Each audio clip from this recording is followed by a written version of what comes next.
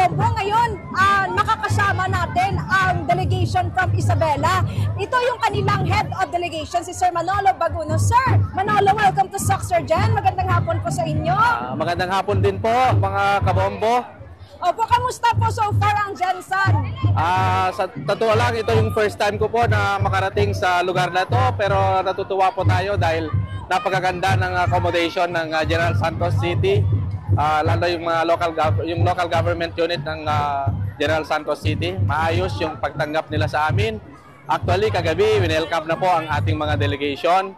Kaya napakaganda po ng kanilang mga ginawa para sa mga participants sa 2025 Batang Pinoy po. Opo. Ilan po ang participants ng probinsya po ng Isabela? Sa ngayon po ay meron po kaming 70 po kaming lahat. Composed of 49 athletes, 17 coaches, and 4 officials po. Opo. So, lahat-lahat po ng mga 27 sports, meron po kayong mga entries? Bali, kwan lang po kami. Meron kaming entries sa taekwondo, chess, dance sports, aero gymnastics, at athletics po. Opo. Gaano nyo po pinagpreprahan itong Batang Pinoy 2025?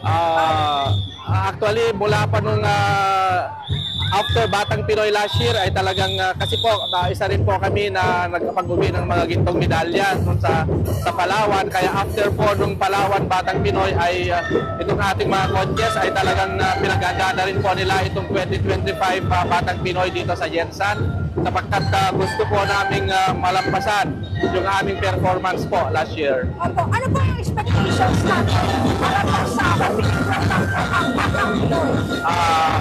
Ang ina-expect po namin dito ay magiging kakaiba sapagkat nakita po natin yung preparation ng General Santos City. Kasi dito ang billeting quarters po namin ay napakalapit lang po sa ating sports complex. Kaya mula nung dumating po kami dito ay nakita namin kung paano inihanda ng General Santos ang ating venue for the opening program. Kaya kitang-kita po natin na nakikita po natin ngayon na talagang maganda ang magiging kalalabasan po nitong opening program po. Mensahe po natin sa mga kabombo at mga participants po natin for Batang Pinoy. Okay, ang aking mensahe sa ating mga participants sa Batang Pinoy ngayong 2025 Batang Pinoy ay ipakita po natin ang ating mga galing at maglaro po tayo ng maayos upang dito po tayo ma-discover lalo sa ating mga atleta kasi ang mga atleta na pupunta sa mga international athletic competition ay dito po na-discover sa Batang Pinoy. Kaya dito nyo po ipakita ang inyong galing at sana ay ipakita natin na tayo ay tapat sa ating mga laro at gawin nating friendly ang competition para after the game ay whatever be the result, sama-sama pa rin po tayo. At sa ating mga LGUs din, sa kanilang mga suporta, sana patuloy po yung patuloy ang inyong suporta sa ating mga atleta. Dahil dito po nag-uumpisa ang kasikatan ng ating mga atleta. Kaya kunin ko yung pagkakataon po ito na pasalamatan ng aming Provincial Government of Isabela. Ganun din po ang mga iba't ibang LGU na nagpadala ng kanilang mga atleta. Ang LGU San Mateo, Alicia, Tabagan, Tumawini, at Ramon.